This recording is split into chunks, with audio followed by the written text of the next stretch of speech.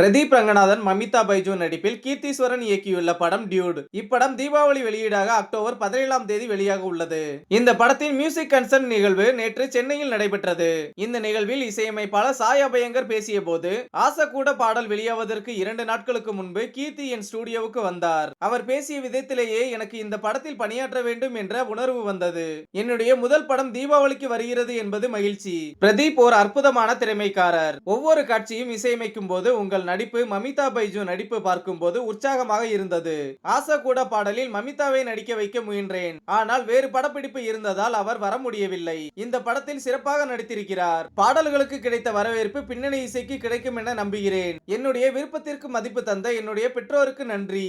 எல்லோருடைய அன்புக்கும் நன்றி என்றார். அவர் பேசியதை மகிழ்ச்சியோடு தந்தை திப்புவும் கண்கலங்கி நெகிழ்ச்சியாக தாய் ஹரிணியும் கேட்டு ரசித்தனர்.